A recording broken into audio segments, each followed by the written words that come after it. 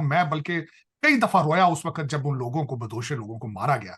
इसमें कोई शक नहीं कि ये एलईटी के लोग थे और ये कराची से वो रबर बोट पे गए, वहाँ पे इन्होंने ये सारा कुछ किया जाके। मैं वहाँ उस इत्तेफाकन 1 साल बाद ही मैं वहाँ पे था और मैंने वो कई लोगों से भी मिला जो अफेक्टेड थे। लश्कर तैयबा के दहशतगर्द वहां पर पहुंचे, उन्होंने वहां पर ये हमला किया और 166 इंडिया के लोग अपनी जान से चले गए। मेरे साथ कुछ जजेस थे, अमेरिकन जजेस थे, तो हमें ताज होटल का ट्रिप दिया गया जिस तरीके से, और एक्सप्लेन किया गया कि यहाँ पे किस तरह सारा वाकया हुआ था। और उसके बाद हमारा लंच था वहां उस वक्त वहां की हाई कोर्ट का, और हमें उस कमरे में भी ले जाया गया जहां पे अजमल कसाब को फांसी थी। खासतौर से पाकिस्तान के लिए जिसका सत्यानाश हो चुका है फाइनेंशियली, पॉलिटिकली, हमारी दुनिया में समझ। दूसरी साइड पे पाकिस्तान के जर्नलिस्ट ही अजमल कसाब के घर भी पहुंचे और जाके सारी रियलिटी भी दिखाई। एक बहुत धब्बा है ये पाकिस्तान और भारत के रिलेशनशिप पे, जिसका साफ होना बहुत जरूरी है। इसमें 10 वो देखिए, ultimately regardless how it is, वो 10 लोग जो थे वो थे पाकिस्तानी। जर्नलिस्ट भी शामिल थे। अच्छा, अब हामिद मीर साहब जो हैं वो उस जगह पर भी पहुंच गए। मुझे याद है कि 2-3 जो बड़े जर्नलिस्ट थे, जिसमें कि तलत हुसैन और हामिद मीर साहब जो है, उनकी तरफ से जो है ये बात कही गई कि जब वहां पर जाकर उन्होंने बताया और दिखलाया कि जो अजमल कसाब है उसका ये शहर है और यहाँ पर वो रहता है, और वहां के लोगों से भी बातचीत कर ली। अच्छा, ये जो बातचीत है ये फटाफटी हो गई, यानी कुछ ही देर लगी और ये सब सामने आ गया। सिस्टम उनका सोफिस्टिकेटेड है। मैं अभी खुद, मैंने आपको बताया था, मैं भारत जा रहा हूँ, मैं कई दफा पहले गया हूँ, मेरे पास उनका बिजनेस वीजा रहा है, मैं डेलीगेशंस के साथ कई दफा गया हूँ, लेकिन उनका सिस्टम इतना सोफिस्टिकेटेड है, इतनी चीज मैं सोच नहीं सकता। हम just going through the process right now. लेकिन ऑन द दूसरी साइड अगर आप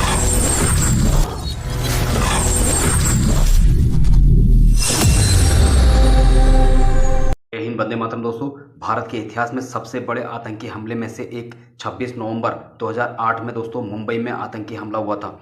इस आतंकी हमले को दोस्तों 26/11 नाम से जाना जाता है। दोस्तों, उस आतंकी हमले में 160 से ज़्यादा लोग मारे गए थे और 200 से ज़्यादा लोग घायल हुए थे। दोस्तों, इसमें 10 पाकिस्तानी आतंकियों के द्वारा दोस्तों 60 घंटे तक फैलाई गई दहशत के बाद आखिरकार भारतीय जवानों ने उन पर काबू पाया था। दोस्तों, आप वीडियो में देख सकते हैं। दोस्तों, आज पाकिस्तानी खुद अपने मुंह से बोल रहे हैं कि ये अटैक हमने करवाया था। आपने अभी रिसेंटली अपने 12,000 पासपोर्ट जो अफगानियों को बेचे, आजकल आपके पासपोर्ट बनने के लिए आपके पास पेपर ही मौजूद नहीं है। तो मैं भारत के साथ कंपेयर करना, मैं समझता हूं ज्यादती है। आपके लिए ज्यादती है, भारत के लिए क्या ज्यादती होनी है? जो मैंने ऑब्जर्व किया है, 26/11 इंसिडेंट हुआ, उसके बाद से पाकिस्तान और इंडिया के खासतौर पे वीजा की अगर बात करें, यहाँ से जो वहां पे लोग जा सकते थे, काफी ज्यादा स्ट्रिक्टनेस हुई, काफी ज्यादा सख्ती हुई। कि आपकी 2000 मस्जिदें चाइना में जो शहीद हुई हैं उनके बारे में आप बिल्कुल बात ही नहीं करते आप। अब यहां पे मैं ये जो आप वाकया कर, मैं इसको साथ सपोर्टिंग आर्गुमेंट, ये 1947 में पाकिस्तान के अंदर 21% हिंदू मौजूद थे, आज आपके पास 1% हिंदू मौजूद है। रोहिंग्या मुसलमानों के बारे में बिल्कुल नहीं सोचते आप, पता नहीं आपको उनके शायद रंग डार्क है इसलिए आपको वो पसंद नहीं है। हालांकि वो 1 मिलियन से ज्यादा दुनिया में जलीलो ख्वार हो रहे हैं, 9 लाख से ज्यादा तो सिर्फ बांग्लादेश में पड़े हैं, आप उनका बिल्कुल बात ही नहीं करते। आप उनकी, आप चाइना में मस्जिदें आप वो गिरा रहे हैं, आप बिल्कुल उनका जिक्र ही नहीं करते। आप सब आप देखें, आपने किस मुल्क के साथ हाथ नहीं किया। अब अगर देखा जाए, आप, मैं कहता हूं सारे मुल्कों की लिस्ट सामने रख लें, आपने किस मुल्क के साथ धोखा नहीं किया। आप आइसोलेशन की एंड पे आ चुके हैं। आपने जब चाइना को नहीं बख्शा रिसेंटली, जब आप चाइना का हर चीज आपने बंद कर दी, वो बेजार है आपसे। वो आप टोटल इस वक्त IMF के कैंप में, आप टोटल इस वक्त अमेरिकन कैंप में, आप टोटली बिल्कुल को अबैंडन कर दिया। लेकिन किस खूबसूरती के साथ आप, अब जब आपका IMF का अमेरिका का गेट बंद हो गया तो CAPEC शुरू कर देंगे।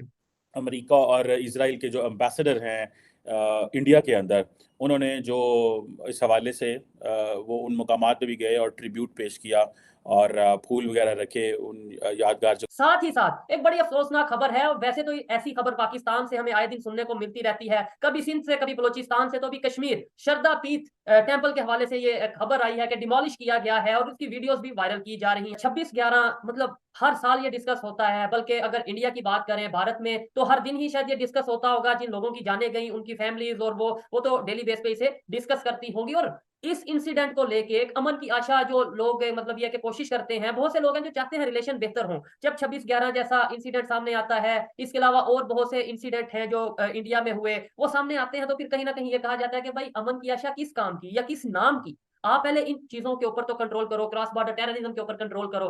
सर, 26/11 को अगर आपसे कहा जाए कि इसे जरा एक्सप्लेन करें, पाकिस्तान का इसमें क्या रोल है, था नहीं था, क्या कहना चाहेंगे? तो सब इसका, मैं एक तो फर्स्ट हैंड मैं इसका इसका इसका आई विटनेस समझ लें कि जब ये वाकया हुआ तो यहाँ पे लाइव जो है वो टीवी के ऊपर चल रहा था, किस तरीके से वहां पे एक क्यामत मुंबई के अंदर गुजरी उस वक्त। यहाँ पे मैं ये बताना चाहूंगा कि चौधरी साहब, दुनिया में जहां भी कोई बदोशा बंदा जिसका कोई कसूर ना हो किसी चीज का, उसकी जान, मैं तो उसकी फीलिंग्स के बारे में भी मैं कहता हूं कि उसको नहीं हट करना चाहिए, जान उसकी लेना तो मैं समझता हूं कि it will be a worst tragedy on the planet.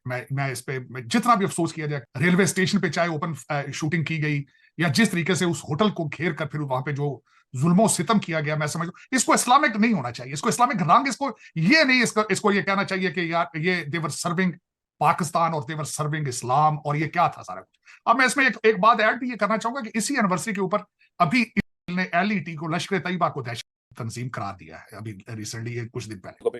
Doctor साहब, जारी बात है, एक पाकिस्तान की पॉलिसी ये है जी कि हम diplomatic, political and morally Kashmir को सपोर्ट करते हैं, लेकिन वहाँ पे जो मिलिटेंट ग्रुप्स थे, जिनको आप कह लें मुजाहिदीन थे, अब उनको मिलिटेंट्स कहा जाता है, दहशतगर्द कहा जाता है, डिफरेंट टर्मिनोलॉजीज आ गई हैं।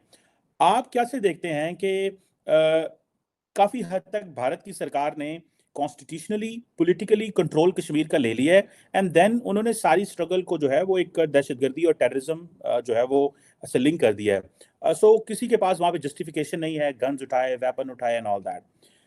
अब एक तरफ एक वो मेमोरी है जो स्टिल भारत और पाकिस्तान के दरमियान है। पाकिस्तान कहता है जी कि कश्मीर पे बात करें तो वो कहते हैं पहले दहशतगर्दी को बंद करो। मेरे ख्याल से मूव ऑन की बहुत ज़्यादा ज़रूरत है। हमें कुछ नहीं आती कि ये चाहते क्या है। इलेक्शन होंगे, क्या वो फेयर एंड फ्री होंगे जिसमें हर बंदा जो है वो फ्री होगा हिस्सा लेने के लिए, या एक और ड्रामा नया किया जाएगा इनके। अब बात यह है कि मूव ऑन करने के लिए कहीं तो एडमिशन होनी चाहिए ना कि ये गलती थी और हम आइंदा इससे बिल्कुल गुरेज करेंगे। उन जगहों पे भी जाके देखा तो पाकिस्तान ने शुरू में जब ये हुआ था तो प्राइम मिनिस्टर मेरे ख्याल से यूसुफ रज़ा गिलानी थे और प्रेसिडेंट थे आसिफ अली जरदारी। दोनों ने और हमारी नेशनल असेंबली ने इसका दुख का इजहार किया था।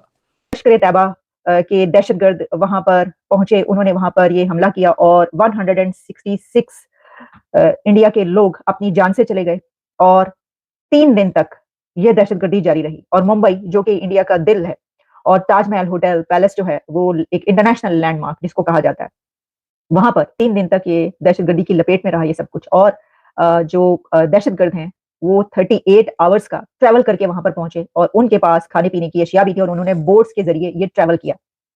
ये हमें कैसे पता चलता? हमें ये पता चला जैसे ही टेलीविजन स्क्रीन्स पर ये सब आना शुरू हुआ, क्योंकि जाहिर है कि जब इतनी देर तक एक सीज जारी रहे तो फिर लाइव जो है आपको वो पता चलता है कि ये तो रियलिटी शो है, ये कोई ड्रामा या फिक्शन नहीं है बल्कि ये रियलिटी शो। ऐसे ही होना शुरू हुआ और हमारी याददाश्तों में अभी भी मौजूद है कि उसके बाद जब ये कहा जाने लगा इंडियन मीडिया पे कि ये पाकिस्तान से दहशतगर्द ग्रुप लश्कर तैयबा के जो दहशतगर्द दाखिल हो गए हैं और उन्होंने हमला कर दिया यहाँ पर, उसके बाद पाकिस्तान की टेलीविजन स्क्रीन भी इस हादसे और साने से भर गई और वहां पर भी ट्रांसमिशन स्टार्ट हो गई। दिलचस्प बात यह है कि पाकिस्तान के ऐसे कई एक पॉलिटिशियंस और बिग अथॉरिटीज जिन्होंने इसको एक्सेप्ट किया कि ये हाँ इधर से ही हमला हुआ है, ये जो दहशतगर्द ग्रुप है इसने ये हमला वहां पर किया है, और इसमें जर्नलिस्ट भी शामिल थे। अच्छा, अब हामिद मीर साहब जो हैं वो उस जगह पर भी पहुंच गए। मुझे याद है कि 2-3 जो बड़े जर्नलिस्ट है जिसमें कि तलत हुसैन और हामिद मीर साहब जो है, उनकी तरफ से जो है ये बात कही गई कि जब वहां पर जाकर उन्होंने बताया और दिखलाया कि जो अजमल कसाब है उसका ये शहर है और यहाँ पर वो रहता है और वहां के लोगों से भी बातचीत कर ली। अच्छा, ये जो बातचीत है ये फटाफट ही हो गई, यानी कुछ ही देर लगी और ये सब सामने आ गया